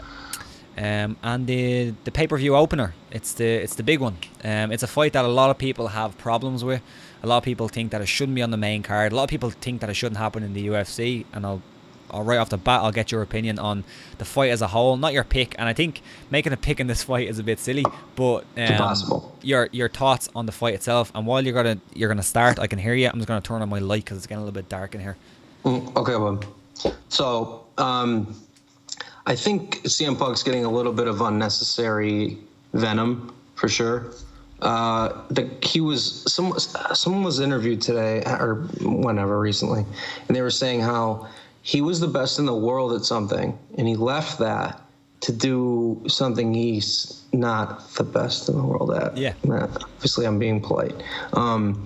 It's kind of admirable in a weird way, right? I understand, though, and the reason for this is pay, right? That's the problem. And that's where I think fighters are frustrated. It's like, why is this guy getting the rub? Why is he getting the money? Well, he's drawing. It's very complicated. You know, it's not so simple as deserve. It's not about deserve. It's never been. It's never about deserve. It's never been. It's never been. You can go back to whenever. It's never been about deserve. Go to Pride. All these Pride purists. Tell me there was like some bracket system there. Come on. You know, Fedor for Zuluzinho and shit. It was a little silly. The point is that's not my issue per se. My issue is what he looked like last time he fought. You know, on the ground, that was some, and he's been grappling for a while, as far as I know. He used to be in those, I don't watch him anymore, but the Gracies have that channel, the Gracies I'm not affiliated with, University. Yeah. You know, the Horian's kids. Yeah, University. Yeah, they're always like, you know, like very smiley. Those guys. They're so nice. I'm like, you can't be that nice. Those guys. Like, he used to be in those videos 100 years ago. He's been doing jiu-jitsu a long time. Yeah. You know? And you would have saw it. Now, Mickey Gall's has got very good jiu-jitsu, though. So, I don't know. But then again, a blue belt still doesn't put their feet in position like that, you know? Mickey was like, when he was passing guard, like Punk was like, he had no idea how to get his like shoulders and hips off the ground, how to like regain guard. Just to play devil's advocate, was that because he was hurt, or did you feel like that was just a skill it was issue? Too immediate. Yeah, it was too immediate for him to be hurt, because he went in, he threw a hard to watch punch. I mean, it was like, you know, very third grade. I don't know if he thought that would land. He looked almost fake, but Mickey said he wanted to strike with him, but guy gave him an opportunity. Here's the thing: within taking him down to passing guard was like seconds, and that's when you saw the I don't want to say cluelessness, like whatever, just lack of ground acumen. Yeah, I'm over trying there, but his like he was just out of position badly. I'm watching, going like, dude, like he couldn't regain guard. He didn't defend himself well. I mean, it was over when the minute it hit the mat. So yeah, he got it a little dinged up towards the end, but I don't think it was a damage thing. I think it was an awareness thing. Yeah. And when I was worried when I saw his sparring footage, like his eyes closing when he was throwing punches, let alone getting hit. Yeah. Then I saw him throw some kicks that were like, man, that's day one Taekwondo bad. Like, that's not good. So is he not hitting pads because of the anxiety, like he's claiming? Or are we getting wolf ticketed, you know? I don't know. I have no idea what to expect. I don't dislike the guy. In fact, I root for him by default for being a Rufus Sport guy. I think still, as far as I know, I'm talking a little bit. And obviously, you know, I feel about that. I don't know Michael Jackson that well. I think the moonwalk's amazing. Why did I know that joke was coming? I set it up so slowly. Who knows, man? That guy's a boxer, I think, by trade. Jackson, yeah, I think he was a boxer, and I think he had some kickboxing. So maybe CM Punk doesn't want to hit pads for that reason. Maybe his plan is to grapple. Maybe. You know? You'd assume so. If he wins, a lot of people are going to have to eat a little crow, right? Yeah. Yeah, big time. Yeah, I'm completely with you on the whole CM Punk thing. I have no ill will towards CM Punk. No. I think But that, like, I think the hate is being thrown at the wrong people. If you really want to say you hate the fight, say it to the UFC. Don't say it to CM Punk. Like, what's he supposed to do? You know? Kind of like how everyone's treated the weight cut thing. Yeah. You know? If that's why fighters need to be a little less, just a tad less selfish, and a little more organized. You have a louder voice together than apart. This is a life lesson, not just an MMA thing. Yeah. But just to play, it's not even devil's advocate. It's almost like just to understand the fighters that are upset that are, say, like still on prelims. Fighters do not make enough money. No, that's the problem. That is the problem. If they were getting paid even what bench players, like a guy that pitches once a week in baseball does, right? A year, let's say that they made that much money. Yeah. And they work so much harder, fighters. Yeah. There's so much more on the line. I mean, we can go on and on. I'm not gonna. It's not about disparaging baseball at all. That's not the point. They just don't make enough money. Yeah. Period. End of story. In the elite organization, that's an issue. The crazy. So I get that from that. That angle. And without going off the topic too much, but just even on that, I was speaking to somebody who works in like a PR type thing for a company, and they start working with an MMA fighter, a couple of MMA fighters, and he didn't really understand the kind of the gap in terms of money. Like, he saw, the UFC just signed this huge deal with ESPN and all this kind of stuff. The fighters must make a huge amount of money, and then after working with a few fighters, you realize, Jesus Christ, they don't make this crazy amount of money yet. It's still very. The top guys do. Yeah. And because of the way that it has to do with the way a company's traded, et cetera. Like, you can hide a lot of payment. There's legal loopholes. So because all right, George is probably the highest profile guy that I know on some type of personal level, right? He was making more than, say, like the payouts would show at the end, much more, right? But he's in rare company. Him, Conor. Like, there's only a few guys like that. Khabib's very well off. Chris Weidman's very well off. Guys that have won belts, or even contended, really. Yeah. Volkan's doing fine, man. Yeah. He does swell. He just fought for a belt. So when you get there, but CM Punk's 0-1. Yeah. Jesus Christ. There's nothing. There's no resume. Yeah. I heard I think Jack Slack said it today on his podcast that Robert Whittaker's manager or agent or something said that Whittaker would make close to $2 million for this fight, which is excellent. That's great. God bless him. Really? That's awesome. Yeah. That's a great sign. Yeah. About time. Yeah. About time. We're getting there then. Yeah. One fight, $2 million. We're getting there. Yeah. I don't know if that's like just from the UFC and sponsors as well, but still, Yeah. Good. I don't know the Reebok thing. Yeah. Who knows? But then again, I don't see them reversing it. They don't reverse their decisions. They never do. There's never an admission of fault with them. So, but if he's making that and that's true, then that is fantastic. Yeah. Yeah. Couple of questions or a couple of comments on this fight, because there's not too much you can break down technically. We don't really know a whole lot about either guy. It's No, I know CM Punk's done a lot of jiu-jitsu for a long time. I know he's very white. Okay. From a couple of white guys. He moves like friends I grew up with that didn't play sports. Yeah. No rhythm.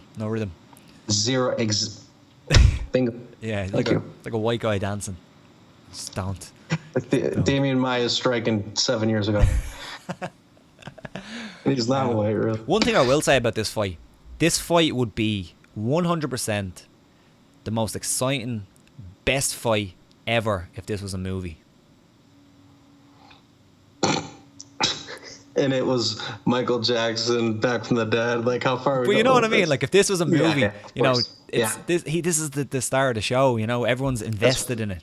I think before we went on air is when I said Rocky. Remember? Yeah. But it's not. It's a reality. In a way, it's not. But you want it to be a Rocky story. Yeah, exactly. It could be. Imagine he gets dinged up and pulls off a submission or something. It'd be insane.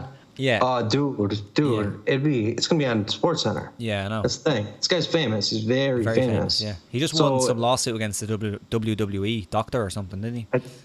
Oh, I thought I figured it was to use his name because usually that seems to be the point of contention.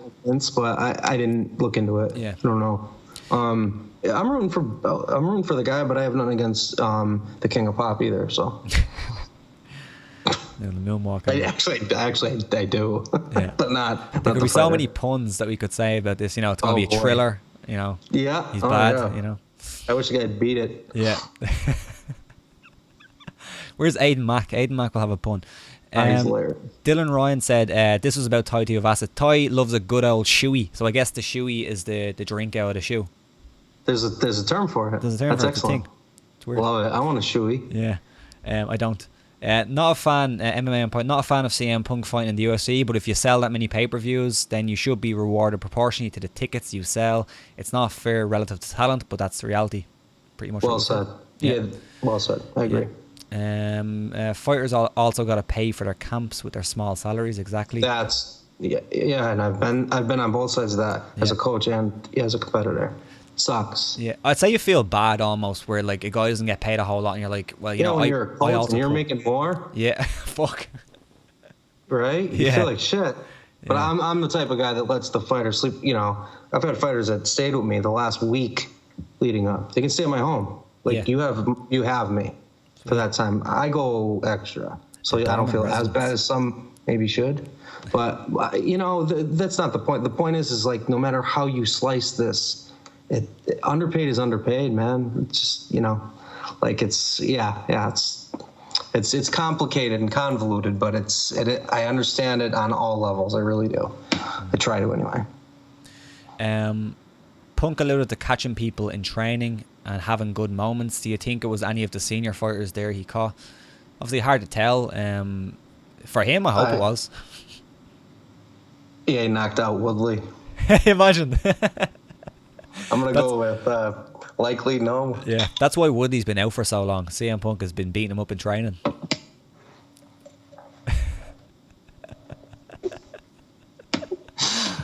I think Tyron would put him in a coma.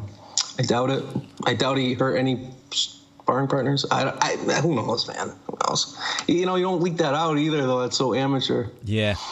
I could, like, I've rolled with UFC fighters when I told who I've tapped. I would never do that, ever. Not even off air. Do I ever do that? No. Never talk about that. No. Ever. Well, I've tapped that guy. He plays, yeah. He trains at this gym. That's like bad etiquette. So whatever he's saying, it's like, you're he's teetering on that line of gym etiquette. Yeah, I agree. Those are teammates. Yeah. There's been a lot of broken friendships. Rashad Evans, John Jones about this kind of stuff. Yep, exactly. Yeah, and for the reasons we're speaking to. Exactly. Picking that fight, who knows? I'm kind of hoping CM Punk wins it. I don't know why. I just hope. In a fucked up way, I'm rooting for him. Yeah. Yeah, it's weird. But I'm not in the camp of rooting for him to get killed. I'm not. No, it's not me. You know, I'm rooting for the guy. Yeah. That's the main card. There's a couple of really good fights on the prelims. We can just jump through one or two of them.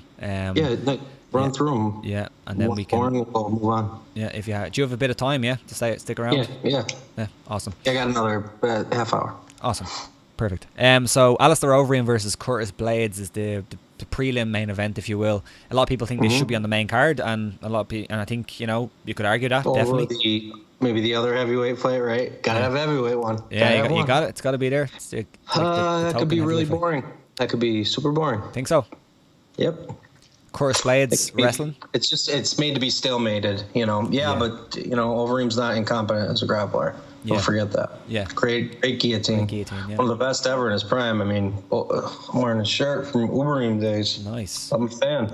Yeah, this is old. This thing's like faded to shit, but it's old. But back when he used to eat a lot of horses, he had like that beautiful high elbow, and he can grapple. He's got takedown defense too.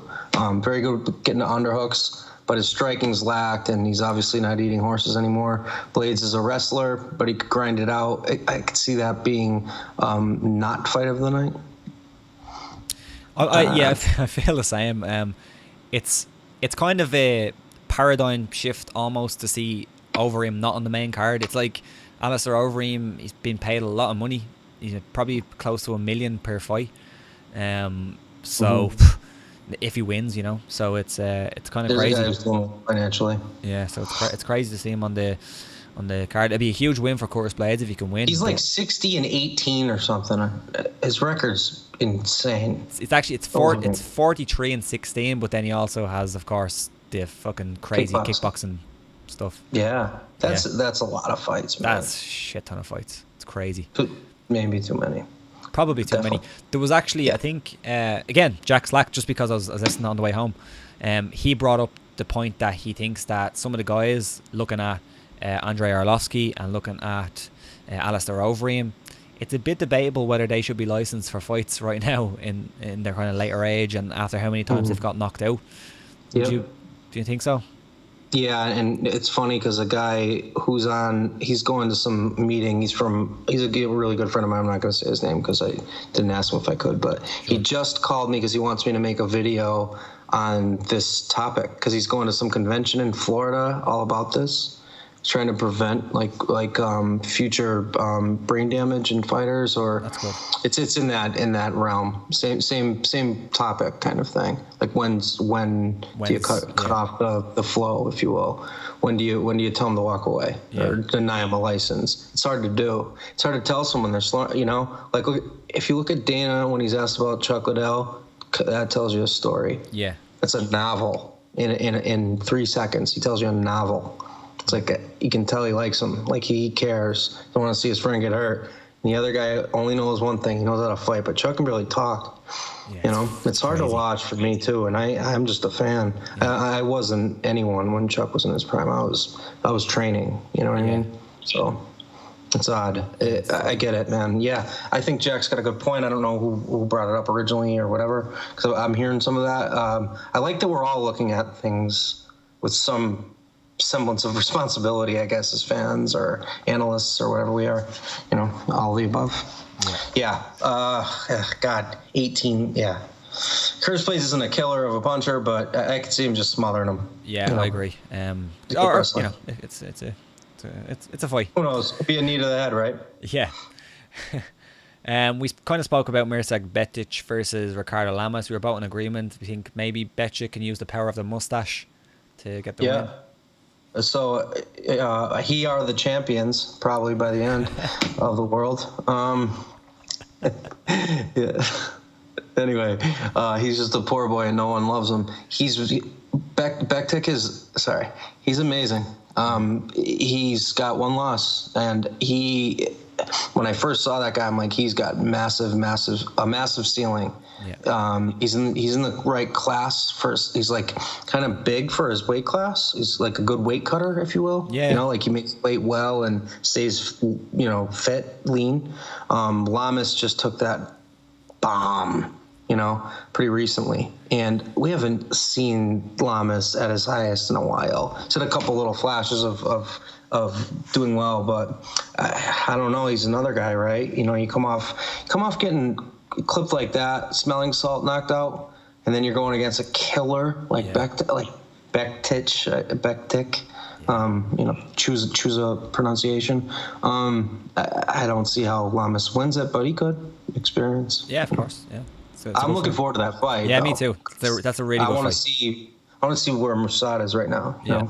Another pretty important fight in the female strawweight division: Claudia Gadelha versus Carla Esparza, former champion. Esparza versus Gadelha. Similar styles in points. I think you'd probably say that Gadelha's a better striker, but both pretty good grapplers. How do you think this one goes? Claudia's gonna smoke her. I think so too.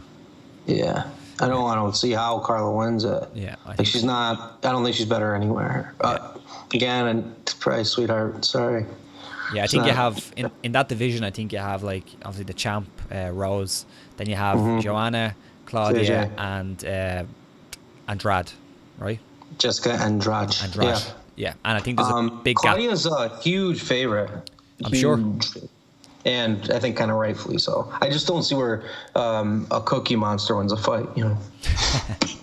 Like goofy fucking nickname.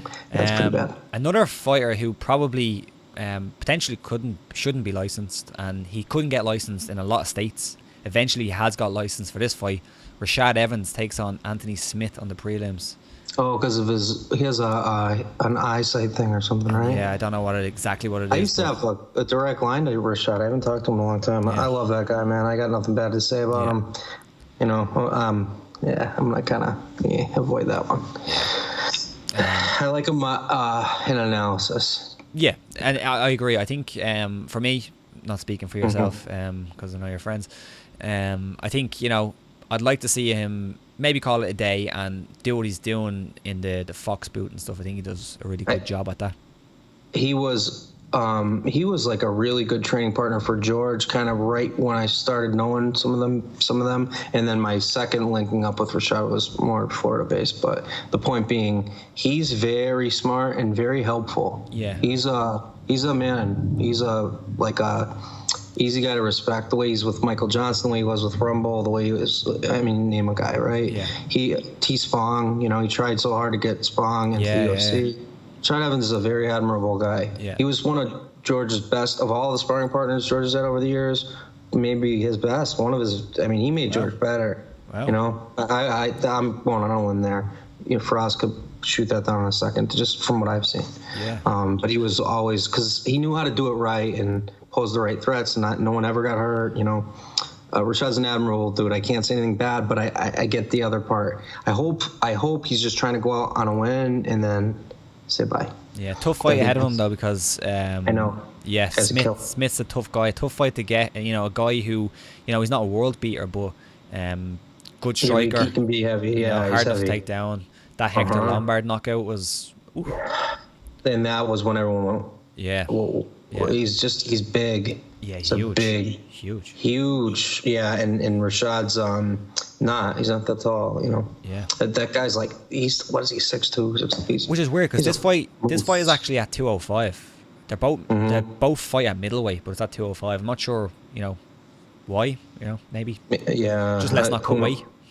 Yeah, like sometimes two fighters can just go, yeah, let's not. Yeah. The performances will probably be better for it, but yeah, you know, I hope it's his last. I hope he doesn't get clipped. That's all. And under that fight in the prelims as well is arguably one of the most important fights in terms of where the division goes from here is Sergio Pettis versus Joseph Benavidez. Yeah. Wow. Why is that so buried in the card? Oh, yeah. When I saw that, I was like, oh yeah. Yeah. Like, 1 versus 4 or whatever. Fucking hell. Yeah, it's insane. Can you promote the fucking division, guys? Jesus. They're so skilled. Here's the thing. Do you want your fans educated, or do you want everyone to be in the Let's Bleed crowd, or Just Bleed, sorry. Just Bleed. Sorry, Just Bleed crowd. You know, you want, and if you want to see a skill set, right? I always say this about pound for pound. I've come to this conclusion. Resume, GSP. Joe needs to make up his fucking mind. Rogan, by the way. Yesterday went back to Anderson Silva, and I'm like, Jesus Christ, Joe. Yeah, and I love him, and I owe that guy the world. But it was Ronda Rousey at one point, wasn't it? So once in an ever over Floyd Mayweather in a boxing match. Look at Joe. Got a little crazy. You got a little crazy there. Too much of this, I think. Too much of this. Yeah. I don't mind that, but I've heard it has benefits. It's not that. It's just make up your mind. So on that note, pound for pound, George resume 1, DJ skill 1. So DJ's the most skilled I've ever seen. Sure. George has the best resume I've ever seen. Gotcha. Right. Makes sense? Makes complete sense. Anderson never avenged Weidman. He got slaughtered twice. Well, whatever. He lost twice. Yeah. However you look at it. He was losing the second fight, too, before he broke his shin. I had something to do with that.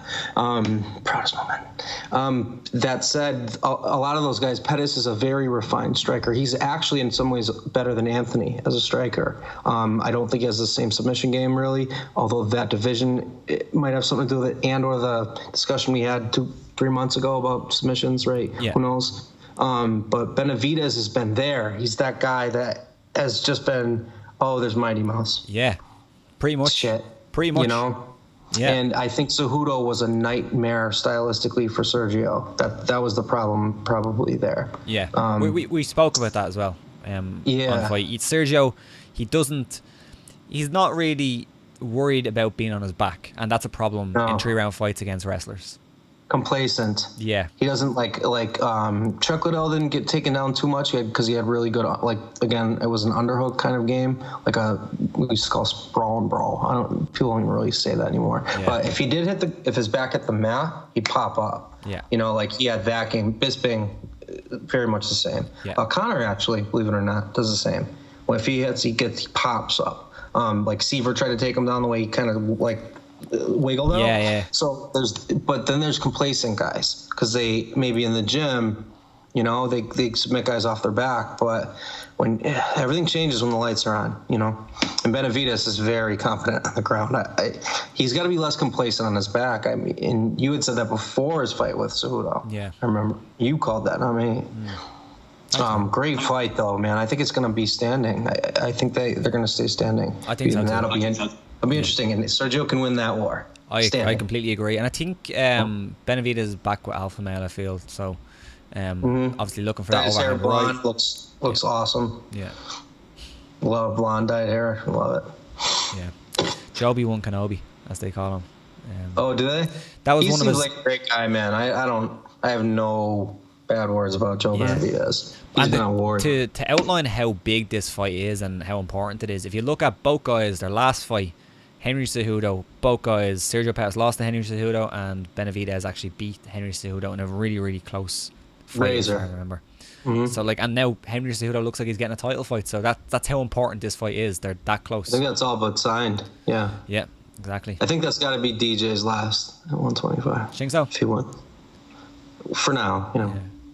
If TJ's so convinced, GSP said it 100% on when he was on Rogan's show. He's like, you can take care of that. Yeah.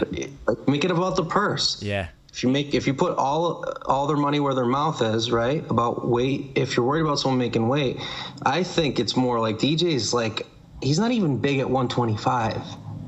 He's not big in his own weight class. He's small. Yeah, he's undersized at 120. He could probably make 115. Yeah. Or 120 or 118. I know it's a little fractal, so it's different. It's not 10 pounds. It'd be 8, but he could get smaller, I bet. The point is, TJ's he's bigger, man. He's just bigger, and he's very fast and has a ton of power. DJ could beat him, though. I wish that fight wasn't for any title and at 130 maybe or something. Although no, I don't think that. No. I don't know what to think about that. Yeah. I just want to see. How about that? I just want to see the fucking fight. It is. It's a great fight. Yeah. Anything left 125 for DJ. There's nothing there. Yeah.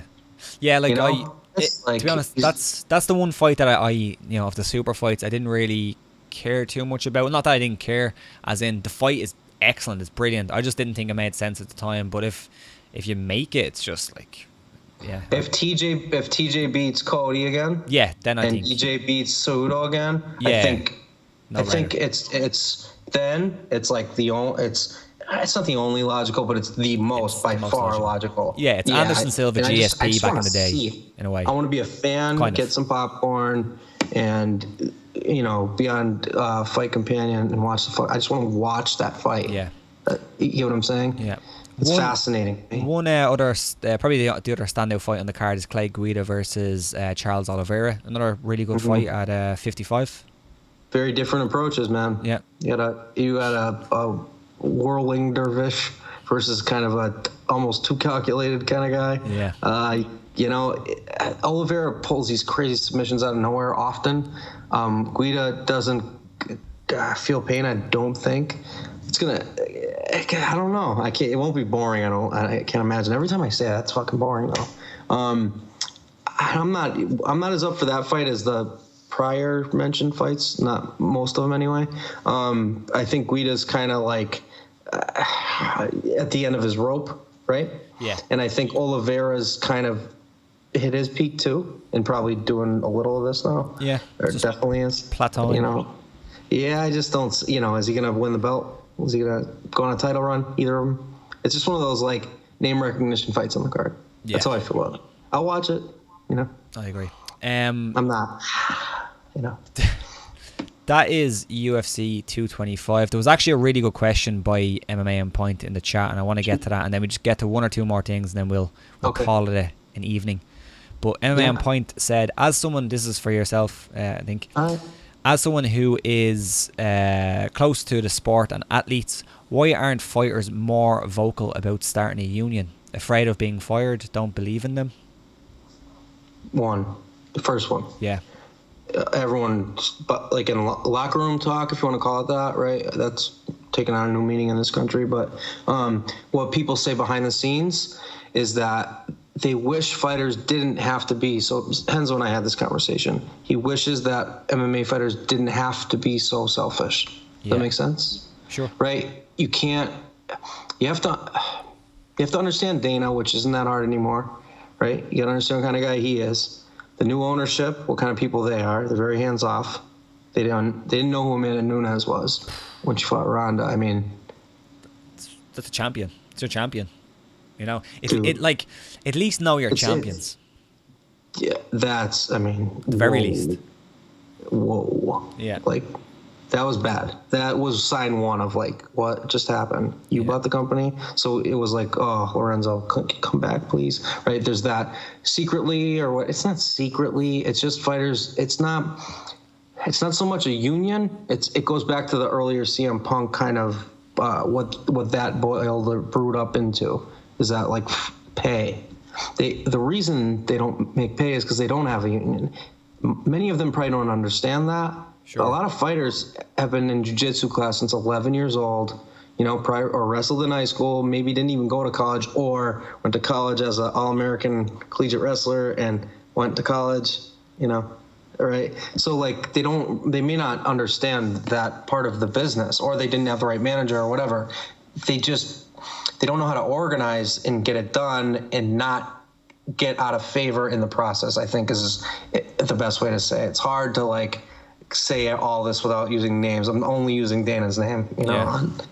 There's a reason, you know. But most guys are for it. Conor wouldn't be for it. The guys that are getting big out, but even like a George who's very wealthy. Like George is wealthy enough now to just Scrooge McDuck it, as someone says. Yeah. He's already that. He's been that for a long time because he invested smart. But not everyone does, and not everyone understands that.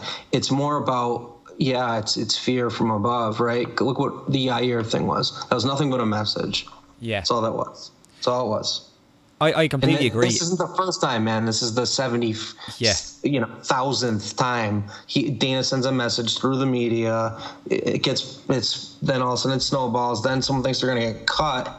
And then, like, the way he leveraged Khabib with Conor and Eddie Alvarez. Yeah. Right? There's a lot of this. Yeah. And that's why people are reluctant to even say boo anymore. Yeah. I get it.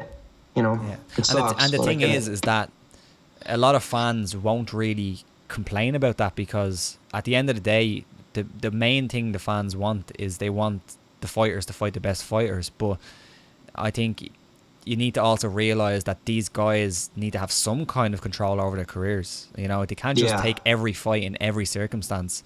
As much as we want like the best to fight the best, you know, it's difficult. How about on that note, you just made something kind of blitz in my head. Have you noticed there's an absolutely unnatural focus on the Ramadan, fighting through Ramadan right now? Kind of, yeah. Why are we even hearing about that? I don't know. Because of Khabib? Yeah, of course. You know what he told me? He's going to fight Khabib in Russia. He's fucking going. You know, so I'm saying a lot without saying anything. Just read between the lines of what I'm saying, everyone. It's not about Khabib.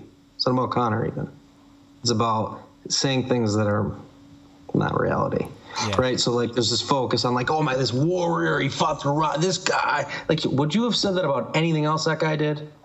Right? Sure. No, it's because there's another guy of prominence that's terrifying to your cash cow. I don't mean the cash cow's terrified of him. The brand is terrified of what could happen potentially, because we all think that fight's going to go one way or the other, and if it goes the other, it's bad for business. Yeah, very bad. Right? Like a smash fest, Barboza-ish. Right? Yeah.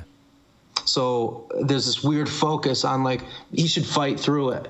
In other words. It's always an undercurrent statement made by X, you know, Mr. X, you know, Mr. Public Affairs, if that makes sense. Yeah.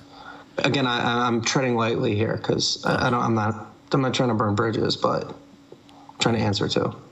It's tough to answer with a really straight answer. A follow up on that was that wouldn't Conor or GSP benefit from licensing shares with ESPN and Reebok?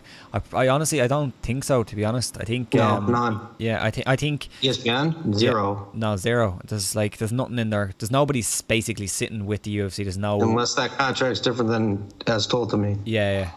And the Reebok numbers are very skewed too. Yeah. If that deal is not what we were all sold, including the fighters. Yeah. Not great. What's to stop gyms from banding together? Probably again, it's like gyms at the end of the day. For the most part, they're commercial. Most are willing to fight each other. Yeah. In gyms. Yeah. But also as well, like fighters are so and they kind of have to be. They're not self-centered, but you know they want to worry about themselves. So if you know, like I just said, yeah, exactly. The conversation I had with Enzo, like. We don't let now. I'm getting older now. I look at it a little different, maybe. But older and wiser. Enzo's older than me, right? Enzo's wise. He's wise to me. He's fighting again, by the way. What's that? Henzo's fighting again. Yeah, he is. He's a fucking maniac. What a crazy motherfucker. Talk about a guy that's earned my respect from day one. You know, he's so admirable as a person. If you knew him, he's infectious. He walks into a room and it's like Enzo's in the room, like.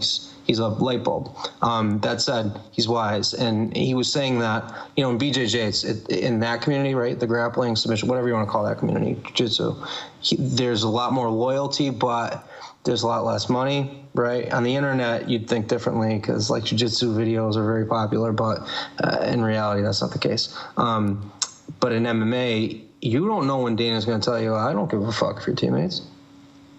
He's done it to everyone. I mean, he's done it. If Rory and GSP were like, I mean, Christ, talk about two people that are close, he would have like tried to make that happen if the stars had aligned at the right time.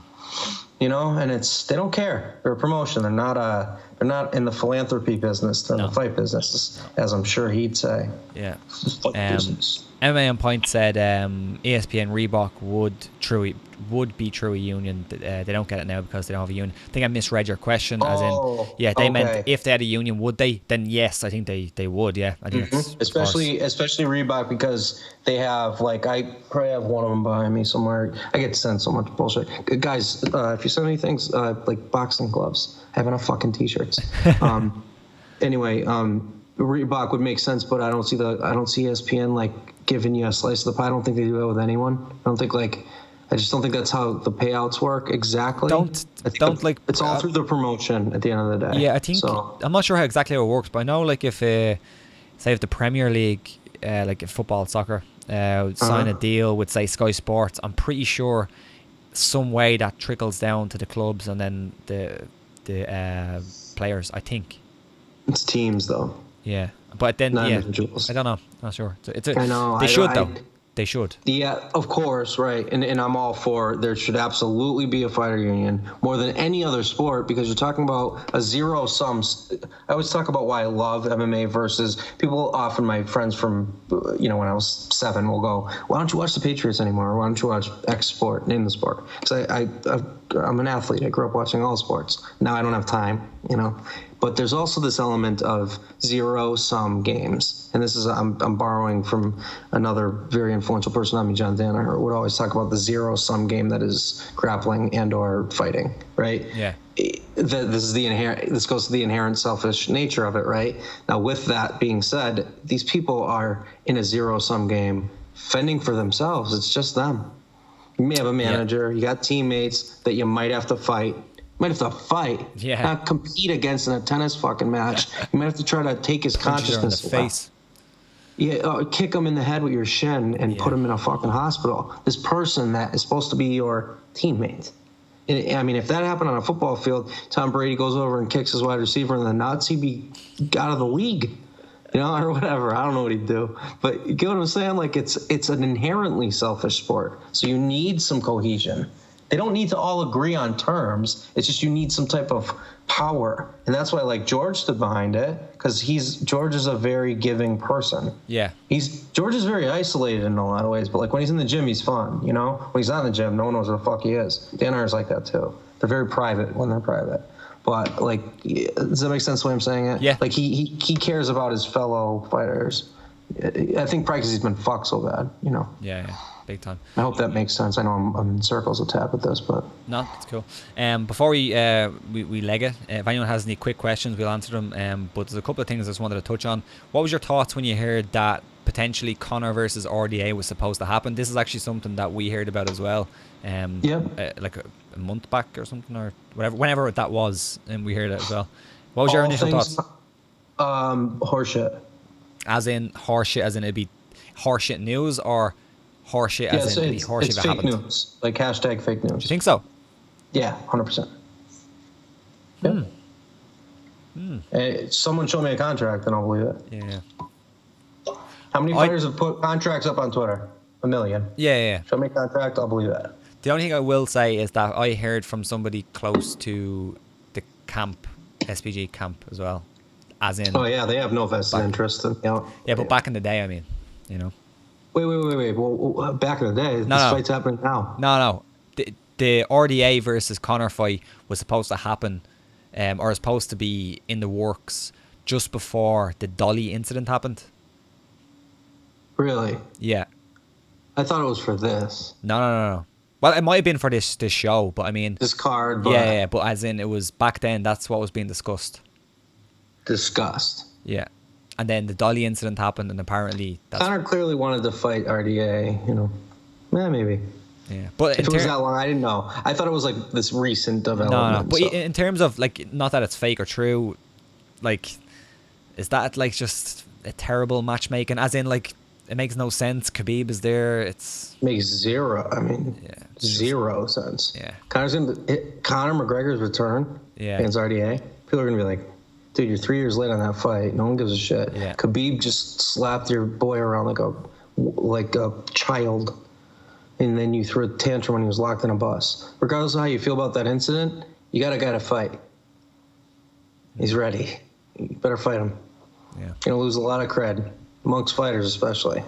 Yeah, I think. Trust me, amongst fighters. Sure. That's the thing. Because Conor backstage is nice to everyone.